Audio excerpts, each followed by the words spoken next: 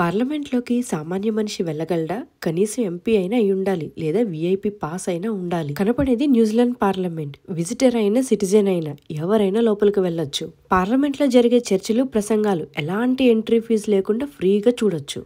New Zealand పార్లమెంట్లో ప్రత్యేకంగా ఎంపీల కోసం, దేశ రాజకీయ నాయకుల కోసం ఇక్కడ ప్రత్యేకంగా ప్రార్థనలు చేస్తారు. ఎందుకంటే ఇక్కడే కదా దేశ భద్రత మరియు ప్రజల కోసం ప్రభుత్వం తీసుకునే నిర్ణయాలను అమలు చేసేది. నిర్ణయించబడ్డ పాలసీలు దేశ ప్రజల భవిష్యత్తు మీద ప్రభావం చూపుతాయి. కాబట్టి ఆ నిర్ణయాలు సరైన జ్ఞానంతో తీసుకోవాలని ప్రార్థనలు చేస్తారు. దేశానికి సంబంధించిన నిర్ణయాలు తీసుకునే చోట మొదట దేవుని జ్ఞానం కోరుతూ ప్రార్థించడం నిజంగా ఆశ్చర్యకరమే. ప్రస్తుతం న్యూజిలాండ్ దేశం యొక్క ఆర్థిక వ్యవస్థను గురించి, విపరీతంగా పెరుగుతున్న రేట్లు, నిరుద్యోగం, నిత్యావసర వస్తువుల గురించి ప్రత్యేకంగా కొంత సమయం కేటాయించి ప్రార్థనలు చేశారు. ప్రజాస్వామ్యం అంటే ఆ దేశంలో ఉండే ప్రతి పౌరుడికి ఆ ప్రభుత్వ వ్యవస్థను చూసే హక్కు ఉండాలి. ఇక ఎంపీలకు మాత్రమే పరిమితమైన పార్లమెంట్, అది వాళ్ళ కోసం కట్టబడిన గెస్ట్ హౌస్ లాంటిది. ప్రజల కోసం, ప్రజల చేత, ప్రజల ద్వారా నడిచే ప్రభుత్వమే నిజమైన డెమోక్రసీ. మీరైతే ఏమంటారు?